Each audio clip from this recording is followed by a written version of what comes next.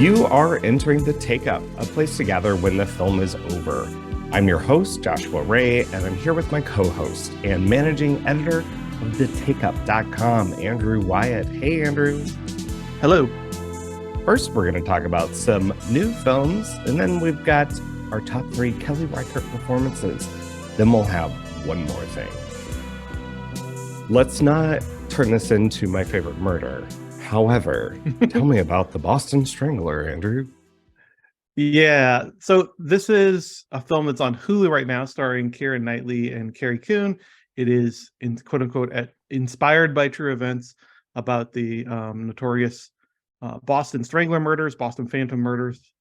This is a film that's directed by a guy named Matt Ruskin. He'd made a fairly good film, another sort of inspired by true events film from a few years ago called Crown Heights, which is about sort of a true wrongly accused sort of story.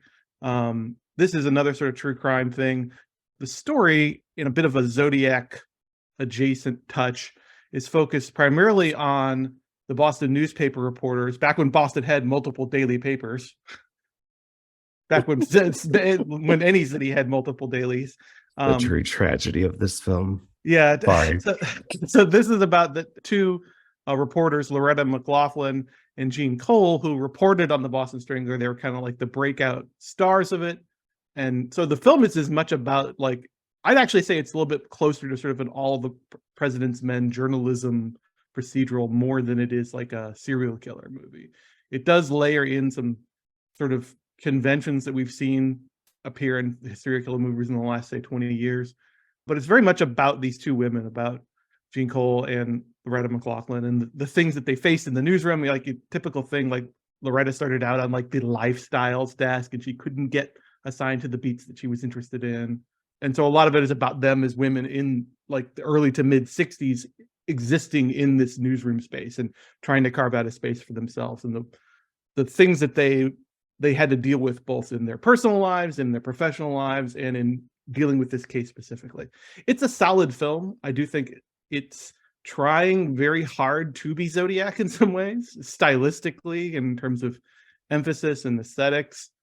And so in some ways it can't help but feel a bit like a pale imitation. Can I just ask, does Keira Knightley do a Boston accent?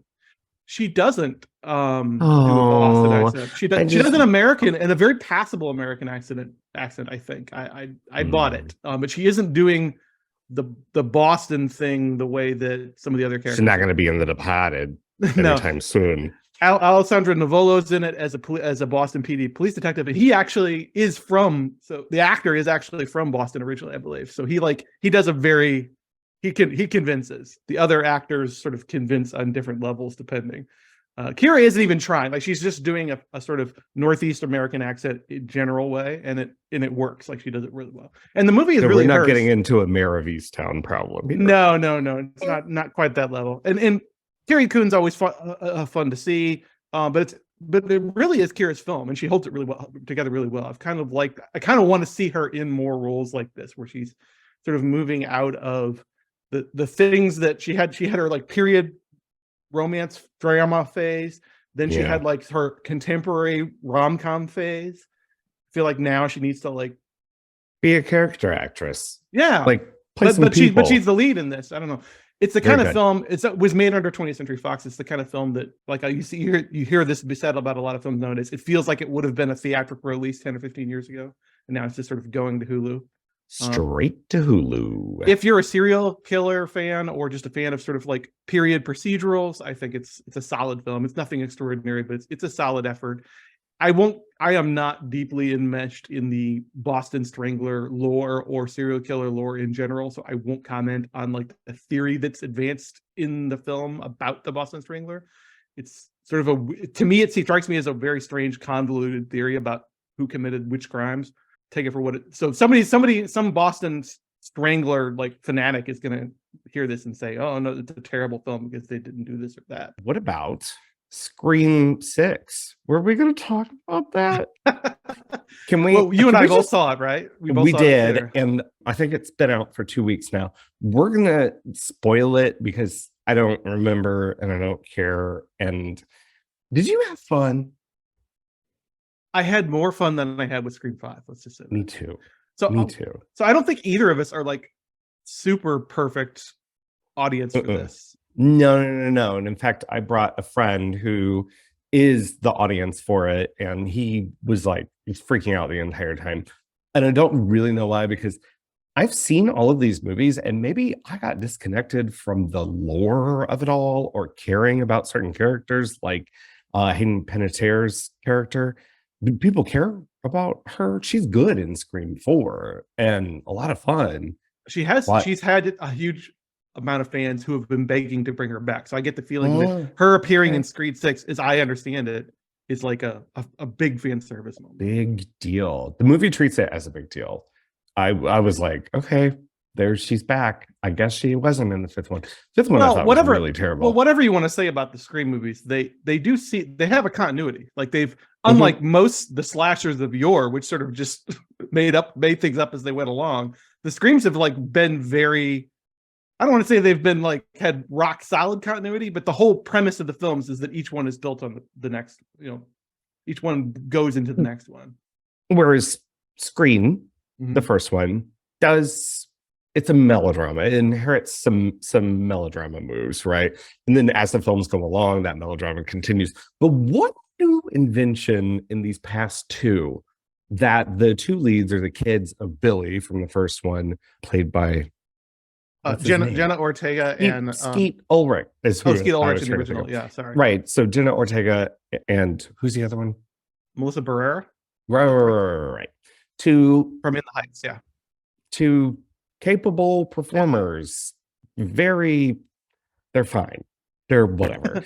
But anyway, I love that the older sister is seeing like her father possessing her to like grab weapons and kill people. I feel like that they're going. No, I love it. Like I unironically love that touch. And that's very hoping Danielle is the niece of Michael Myers. Yeah, and we're headed in a territory that scares me in a bad way. It was terrible in Halloween. I'll give it that. But I kind of like it because I feel like it's the one really truly fresh thing that the new movies are doing. It's like leading into the idea that leading into this idea that Sam is being like, maybe she's being like, I don't think the previous ones have really touched on this at all, other than the idea that anybody could be a sus, like anybody could go crazy at any moment. But we haven't really been put inside somebody's headspace. I'm hoping we get the movie where she just goes full Billy Loomis at some point. That's what I was waiting for. I was actually waiting for Neve Campbell is not in this one. Sidney Prescott is not. She's sort of just tossed off in a line. She's referenced, but Courtney Cox is like, oh, she's busy with a seminar. I don't know. She doesn't say that. She says she's in hiding. Like Sidney actually is like taken her husband and kids and like gone underground, basically. Good for her. Good for Sidney. After 5 or so of these incidents, she's finally figured out she should go into hiding when this starts. So anyway, the entire time I'm waiting, I'm like, this is really great marketing to say that Neve Campbell, contract dispute, money dispute, whatever. Oh, you were waiting and then rip the mask off. And I was so disappointed. So, because at the end, spoiler, at the end, it ends up being 3 Ghostface figures. And I'm like, sure, one of those motherfuckers has got to be Neve Campbell. Like, do something. I mean, they've done two Ghostfaces before, but they've never done 3. Although technically, I guess it's 3 villains, 2 of which are Ghostfaces. I guess were we spoiling things at this point? Because one of them never actually puts on the Ghostface outfit. No, there are 3 Ghostface at the end running around. Because I was counting, because I was relying on there being like 5 so that my chances of Sydney were greater. Because by that point in the movie, I was actually kind of bored too. I know I'm just picturing like Hard Days of Night with like the core 4 running down the street and like 100 Ghostfaces chasing. Wouldn't that be fun? I can't believe you just said that. Let's John Wickify the Scream franchise where half the people in the world are now Ghostface. I can't believe you just said core 4. I'm not gonna let that go. Yeah. You know, I have a friend who texted me before he saw it and was like, yeah, are like the core 4 from the first. I'm like, oh my God. You don't even know. Anyway, I think we actually gave anything away. We didn't even describe it. Let's move on to something else. You mentioned John Wick. Yeah, John Wick Chapter 4. All As right, of, what's as that of we're about? recording this, it should be out by this coming weekend. The final question mark? I've seen indications that there's a fifth one coming. I'm not sure. I don't want to spoil anything about 4 except to say that I'm having a hard time imagining how they do 5, but at the same time, I had a hard time imagining how they do 2, 3, or 4 as well. So I'm sure they'll come up with something. I am not caught up on these films, Mm. and I'm pretty sure I know what you meant just then. Well, Sorry. I've enjoyed them all. They're not, I will admit to being a latecomer to the John Wick franchise. I didn't see the original in the first run. I think it was not until 2 came out that I went back and watched the original. And I've grown to love them a lot. They're par excellence action films made by action filmmaker. Like, everybody involved in the John Wick movies are action movie fanatics, both as actors and as aficionados and as filmmakers. Like, everybody is on the same page. The films are designed in such a way that to emphasize the action so that you can actually see people moving in space. The action is visually coherent in a way that it often isn't in a lot of other action contemporary blockbusters. I mean, the new one does the exact same thing that 1, 2, and 3 did. So if you like that kind of thing, I will say, and I don't mean to be catty here about this, Keanu Reeves, I feel like, is getting a little creaky, like in his physicality. Watching him do the martial arts in particular, he looks like a pushing 60 dude. And I'm not saying that as like a slam to him. I'm sure he could rip me in half if he wanted to. He's a very, very physically capable guy, but I'm just noticing it. And I think in particular, when you lay him against some of the other martial artists who appear in the film, his other big co-star in the new one is Donnie Yen. And Donnie Yen is like the same age, I think, or maybe even a little older. And he looks just as, like, his acrobatics and his martial arts look just as impressive as ever. So, like, I feel like putting him in the movie was almost a bad move because it makes Keanu seem a little creaky, a little slow in comparison, which, again, I couldn't even lift my foot above my head. So I'm not saying that Keanu Reeves is like a bad martial artist. It's just that, like, if you watch 1, 2, and 3, and 4 in a row, I think the aging will be like apparent. No, I get it. It makes sense. That said, it does everything that you want out of a John Wick movie. He kills a lot of people real good. There are some incredible. There are 2 set pieces in particular, I think, that are some of the best set pieces that the franchise ever done. Actually, 3 now that I think about it. There's a huge brawl in the middle of the Arc de Triomphe traffic circle while the traffic is going. Like, the traffic doesn't stop for them, so they're like dodging cars while they're having this giant gun battle. I've been to Paris. I know it wouldn't. They wouldn't. They would not. No. There's an amazing fight inside a deserted building that's all shot from like a God's eye view. Very cool. And then there's a climactic sequence on a real staircase that, like an outdoor staircase leading up to a cathedral, that you just know that Chad Stahelski looked at that and said, I don't know what I want to do story-wise to get us here, but I want to have an action sequence on the staircase. I'm all for that. Like, having the idea and developing something around that. Right. I love that too. Thing when he says, you know what, we should have a man in Lincoln's nose. Yeah. It has a great sort of anticlimactic climax, if that makes sense. It is a climax, but it doesn't sort of crescendo in the way that you would expect a John Wick film to. So, I mean, if you like the previous 3, absolutely see it, and absolutely see it in IMAX. If you don't give a crap about the previous 3, I can't imagine why you would go to the 4th one at this point. And that's why I'm here. Yeah. Not in John Wick 4. Well, speaking of anticlimactic climax, we should talk about Kelly Reichardt. Yeah. How about we talk about some of our favorite Kelly Reichardt performances? How'd you break your arm? It's just my wrist. Riding an unbroken horse. Breaking horses? Is that part of your job? No. It's just back home with my brothers.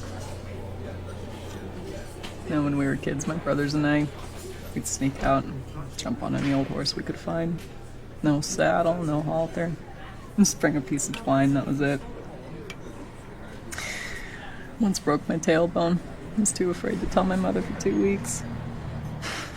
All right, we've done the very difficult thing in figuring out our top 3 performances in Kelly Reichardt films.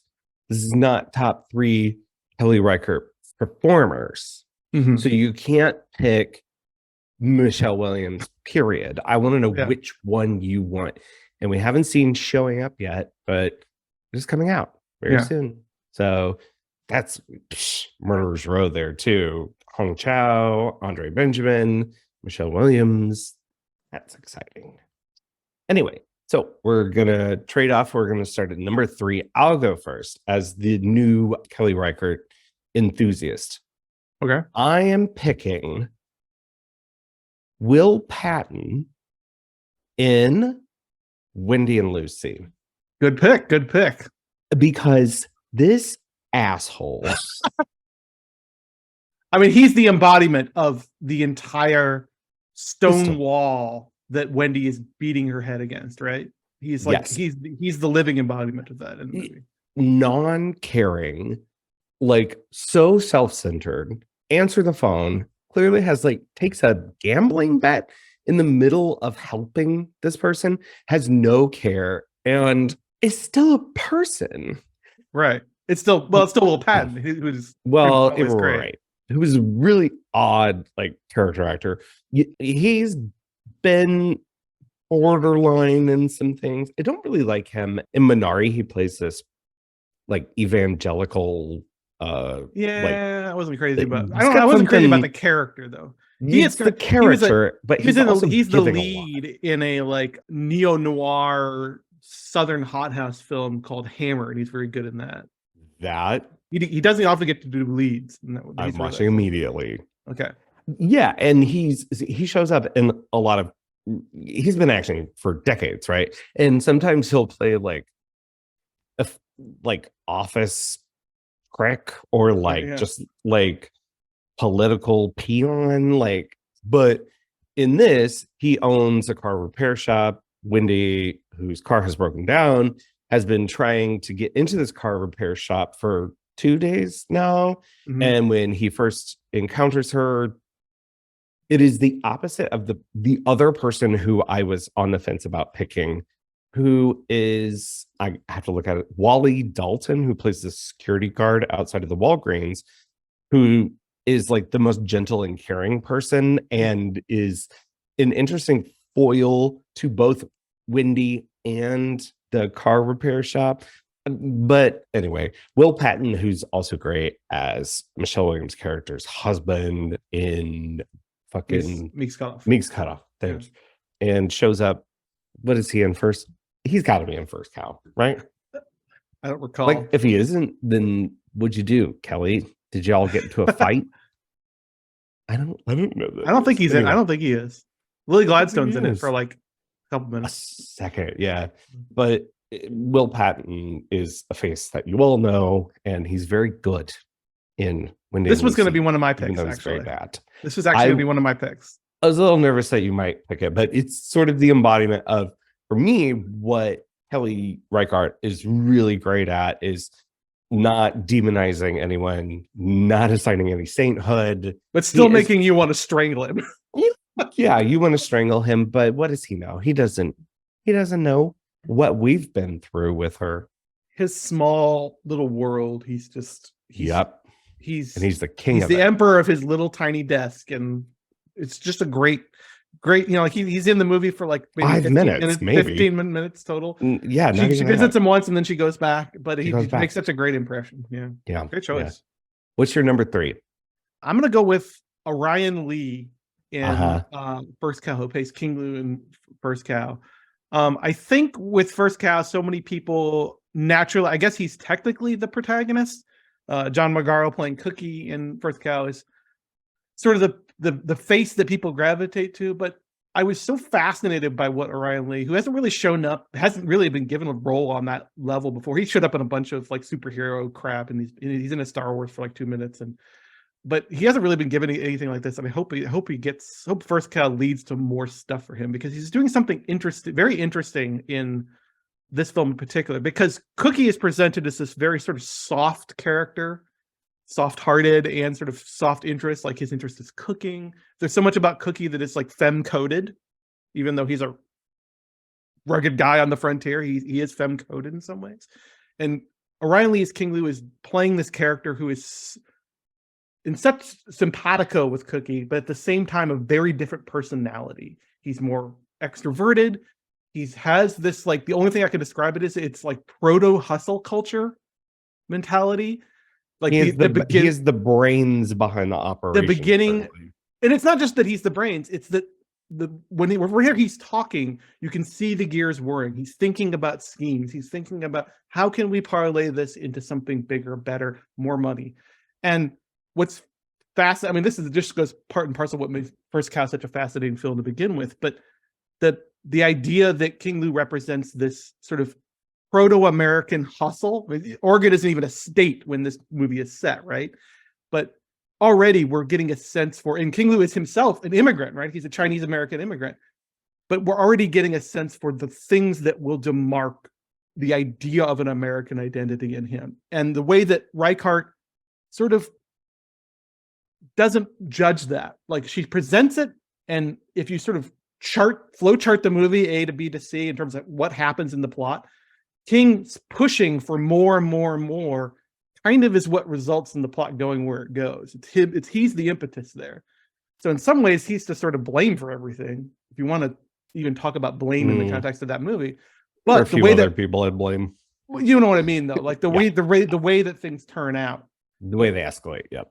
Yeah, but Reichardt doesn't judge him for that, and she's in anything, she seems sort of fascinated by the way that, again, the thing that often recurs in her work is this idea of money and money in America, and how the lack of money in particular hems people into making choices that they don't necessarily want to have to make. So a great performance of a fascinating character, and I wish he was in more stuff. And a great transition to number 2, Michelle Williams, Wendy and Lucy, Money in America. You know, it's not like anyone wasn't familiar with Michelle Williams. No one, at this point, she had already sort of overcome Dawson's Creek ink, right? But I guess I don't have anything not typical, like atypical to say about it. She disappears in it.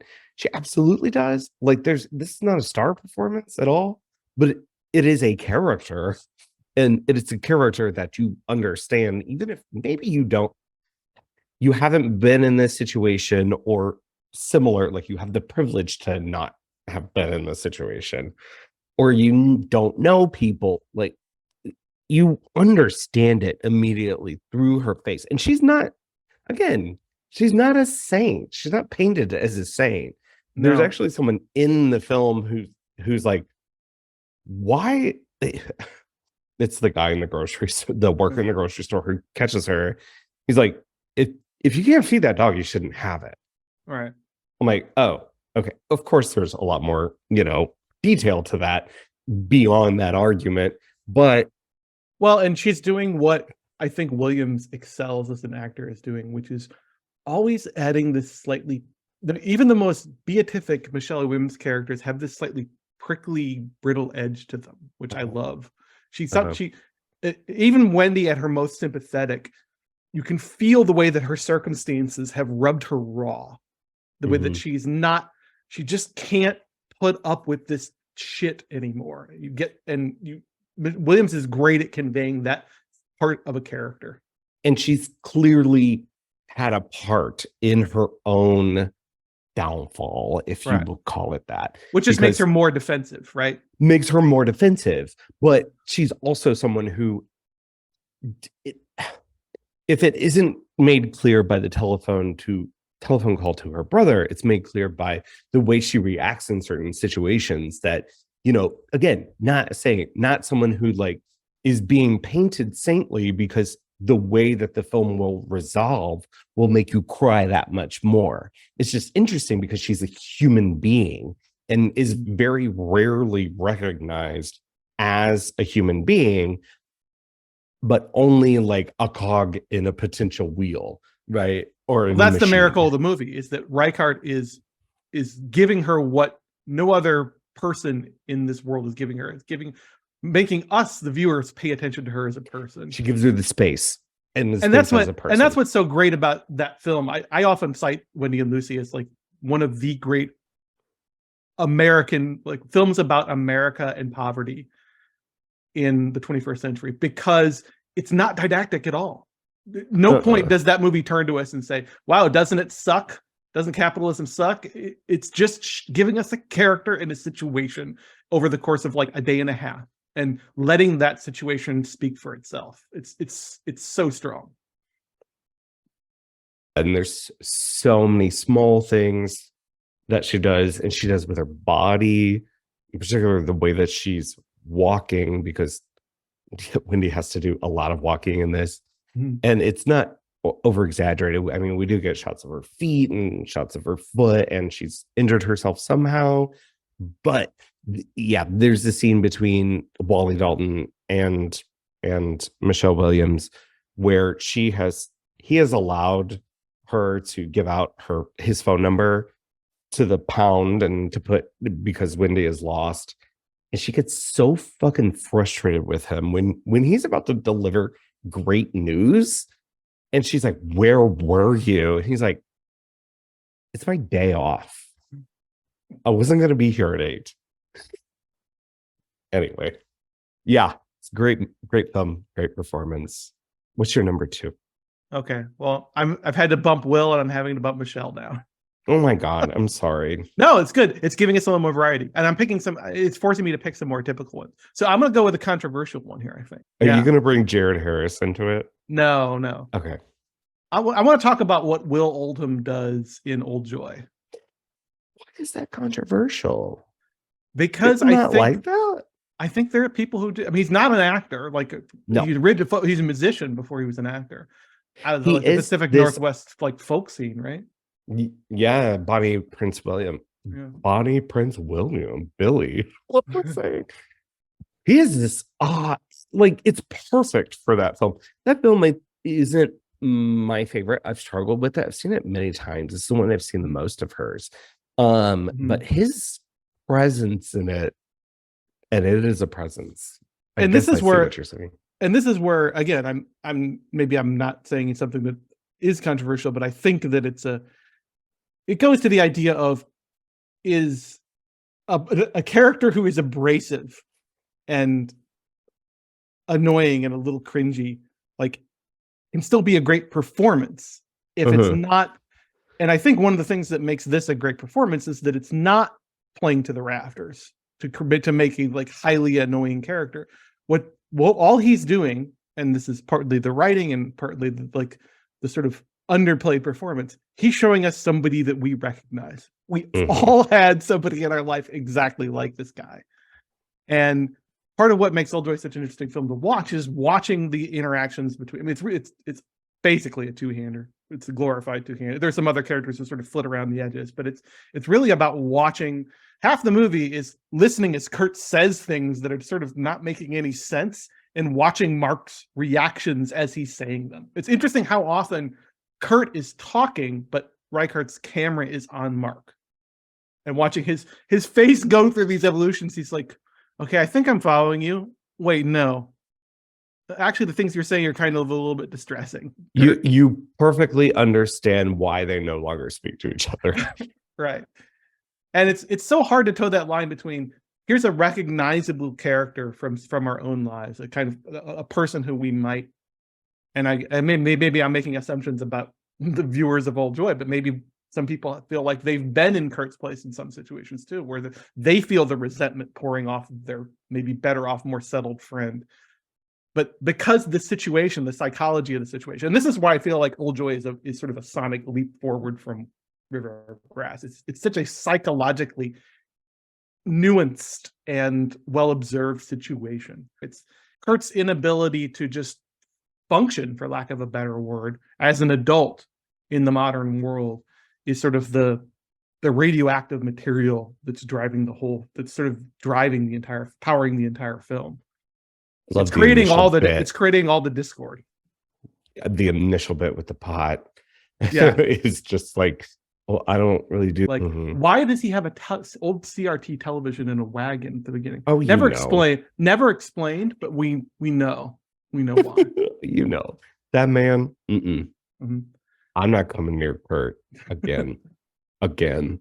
All right, my favorite's Lily Gladstone. Like, Phenomenal. she's playing bit parts here and there, and it's like, this was a breakout. St. Louis Film Critics Association nominated her that year for Best Supporting Actress, and a lot of critics' bodies did, and recognized this great work. And to me, it's one of the great quiet performances. But so in that story, the Malloy story, she explicates his thoughts, and his thoughts are fantasies, like family fantasies. Literally, like, if I had these other people, how would we interact?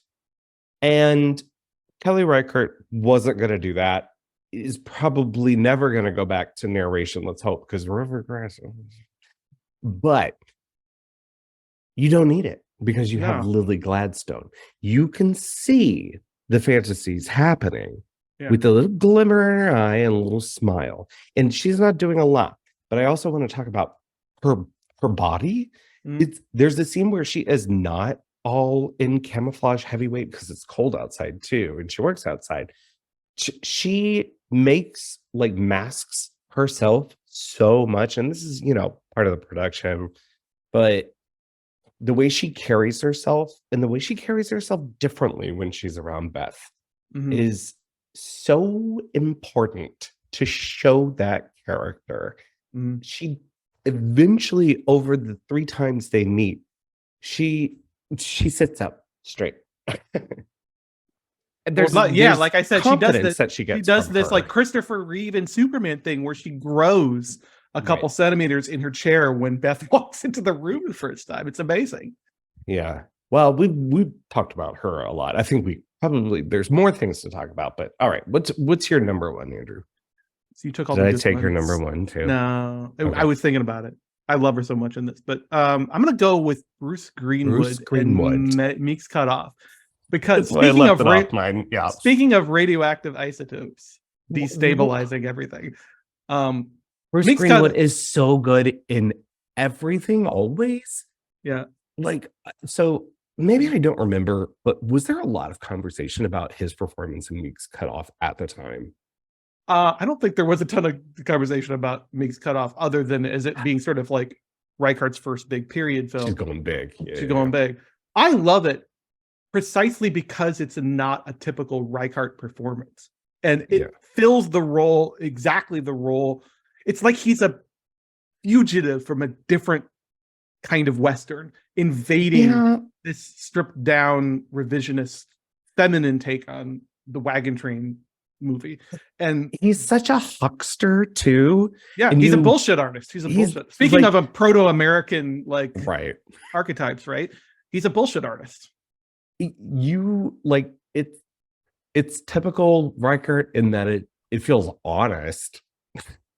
You can't say it doesn't feel genuine in that narrative. Like, that is a storm of crap that rolls into, the salt flats. And the way that we know how easy it is to suss out early in that film. And this is not a patch on any of the other. I mean, there's so many other great actors. There's always Kazan, Paul Dano. We mentioned Will Patton. Like, there's a lot of other great actors in that. Shirley Henderson's in there. But it's so easy to quickly identify, not just because their names are above the title, right? But because of the way their characters are constructed, it's so easy to say that he and Michelle Williams are going to be the forces. They're going to be the matter and the antimatter that's going to clash in this story. So one thing that I really love about that film is where you come into it. You come into it after doubts have already been sown. Right. So you also, and this is to Bruce Greenwood's credit, you have to believe that they have been convinced by him. because you come in He has to be when charismatic. they're lost. He has to be charismatic. He has to be at least somewhat charismatic where they're still following him, but we come in at the point where they are expressing doubts, and that they continue with him as he's clearly lost his fucking marbles, or just a man. Yeah. Just a man who knows he's right. So much He's about not. that. I could talk extemporaneously for 2 hours about that movie alone. It's one of my favorites. So much of that movie is about the gender dynamics, right? Of that wagon train, about how, like, the way that Reichardt takes the conversations between Meek and the men and keeps them off screen. Like, we're not privy to them. We hear them in murmurs because our point of view is with the women in the wagon train. Because all they get is what their husbands deem to come back and report to them about those interactions with Meek, which is why, again, sort of Michelle Williams' character's interactions with Meek sort of become more and more explosive because she's tired of that role, right? Like, she's trying to interface with him directly and maybe even seize control of the situation. And again, to take it back to ambiguous endings, like Meek's cutoff is the mother of all ambiguous endings. They don't even give us she didn't even give us a coda there. She just gives us what Meek says. Bruce Greenwood has that great line in the film. It doesn't matter. All this has already been decided. And that's the genius of that movie, right? That it actually doesn't really matter. I said that Meek's Cutoff is a movie about knowing you're fucked, but not knowing exactly how fucked. And you're not getting unfucked soon. No, it's just the parameters of your fuckedness are being negotiated. Well, I hope that Great we've film. convinced folks to do, go back and fill in your Kelly Reichardt holes, and they're all pretty readily available. River of Grass is even available in a newer restoration to stream on a few different services. I just caught Night Moves on Freevee. Night Moves is like everywhere where you can watch movies with commercials, but it's also available to rent. It's on Old Joy and Certain Women are on both on Criterion and on Criterion Discs. First Cow is the one that you have to shell out some cash for. I think it's on Hulu. Not without irony. I think First Cow's on Hulu. Well, that ruins my joke. Sorry. It's all right. I pay for Hulu too. All right, we got one more thing. Well, every episode we end, but before we end, what if we didn't end on an episode? We just kept going. We could probably keep going on this one. Yeah. I'm sorry. On one more thing. I'm not going to apologize for talking enthusiastically for 2 hours about Kelly Reichardt. That was fun. It's fun to talk about things you love. Here's another thing I love. One more thing I love. Turner Classic Movies. Did you know they're great? Anyway, that's it. That's my one more thing. Specifically, if you have cable, you are able to watch TCM. Something called TCM Stream some places too. You can use your cable provider to log in and see a backlog of like a month or more of programming. I'm not sure that it's everything that they've played in the past month, but they keep a ton of stuff on there forever. So it's like one of the best streaming services, and it's not something I think a lot of people know is available. Specific to this episode, I want to recommend a film called The Naked Spur, which is Anthony Mann Western starring Jimmy Stewart in an atypical role where he's a little mean, a little dastardly. Janet Leigh is in there too, but it is similar to Meek's Cutoff. It is like a Western thriller or suspense film about a small group of people and one person who's really pulling the wool over everyone else's eyes, maybe. But as they travel across the kind of rocky terrain and, all hell breaks loose eventually. But that's a great movie. There are a ton of great movies on here. Can I just name a few of the things that are available right now? Absolutely. Like there is a Howard Hawks Western called The Big Sky that is very rarely seen. I don't know that it's ever been on a disc, at least in the States. HUD, She Wore a Yellow Ribbon, Stagecoach. Wow. It's all just from yesterday. Lady Eve, Philadelphia Story, Pillow So Talk, wait, It back Happened up. One Night. Back up. So is Yeah. the way that this is presented is it's 1 month? They keep it on there for a month? They keep stuff on there for a month, is Okay. what I And it's understand. constantly churning. So But once it hits a you month. can also watch live TCM on this. Right, But after things air, they get put on the service. Okay. Again, I don't know that it's everything. I'm sure there are a bunch of legal things that go into this. Got it. But they've even got things on there right now on the streaming service all about my mother. Kozlowski's Red, The Watermelon Woman. I mean, you're not just seeing, old classic Warner Brothers things. A film No, their we've whole approach Happy is Together. Their whole approach is like changed in the last 5 to 10 years. Like they've really opened things up a lot. Yeah, after Filmstruck, and they got in bed with Criterion and Janus Films, and yeah, they've expanded their programming to include people of color, which you weren't going to get a lot before because they were just old Hollywood products. But you still get that stuff too. The Three Musketeers is on here, but then 2 hours later they're showing Cries and Whispers.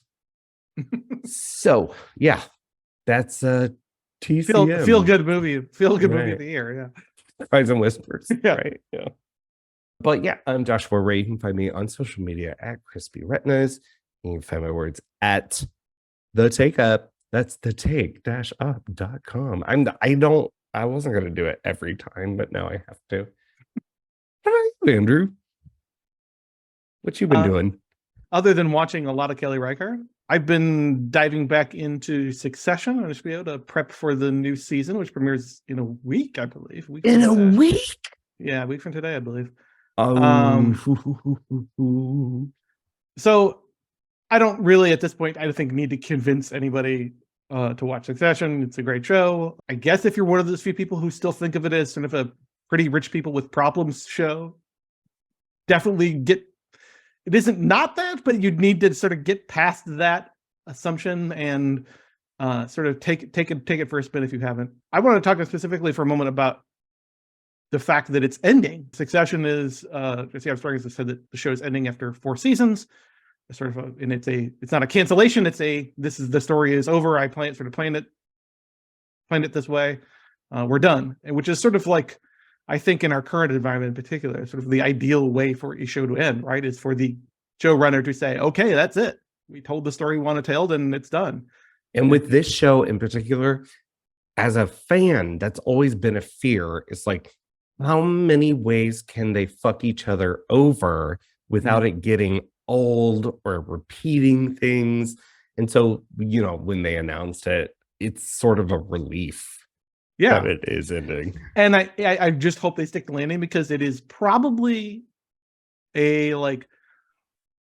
one of the best in terms of consistency of the finales. So one thing that I'm really impressed with they've been able to do is that seasons 1, 2, and 3 all ended on incredibly strong notes, just absolute banger finales. And if they can do that a 4th time, it's going to be like the best string of banger endings ever.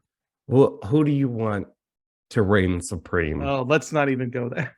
Come on, no. Say a name. So I have been listening to the Ringer podcast has a special feed called Prestige TV, and they've been doing recently Succession Hall of Fame. So instead of doing a complete rewatch, what they're doing is picking their favorite episodes and doing a deep dive about sort of marquee episodes of the show, which is very cool.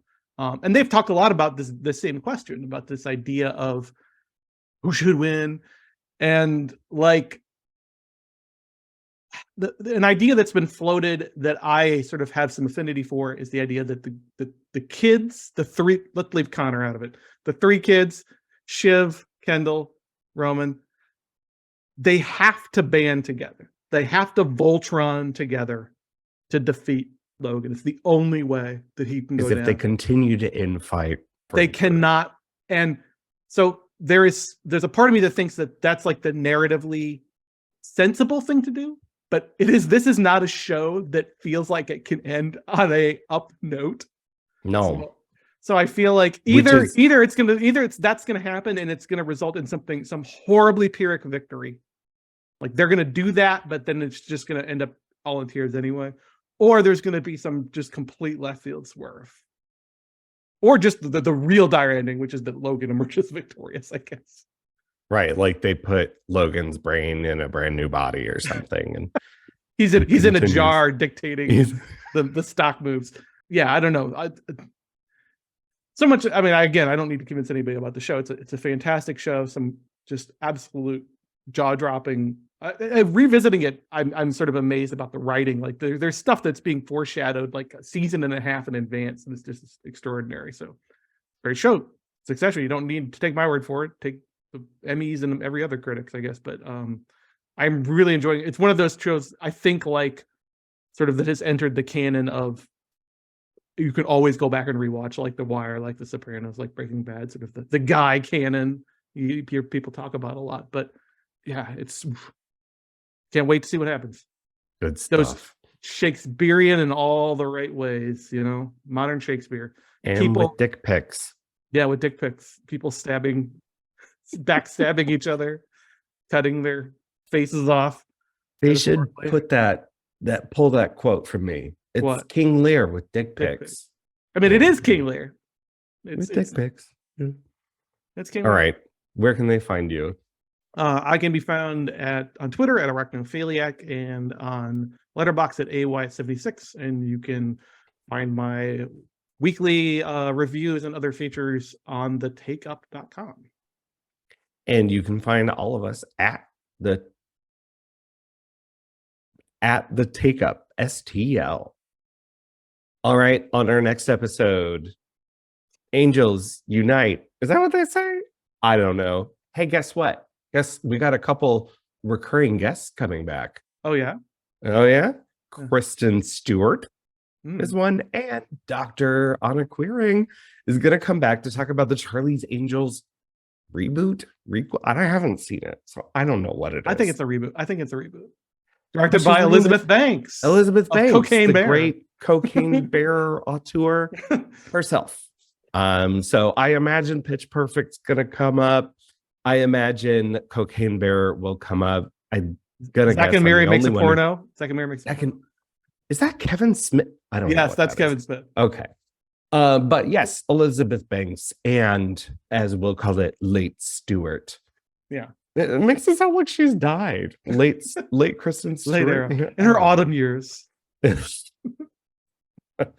But we've got a lot to talk about. So action movie Kristen Stewart, which I think is kind of a novel thing. Like we're gonna be kicking and punching. Like so don't forget to follow us at thetakeup.com, our socials at thetakeup.stl. I want to thank Kayla McCullough for our social media, Jessica Pierce for our editing, music by AMP. And until then, Andrew, Angels Unite? Question mark?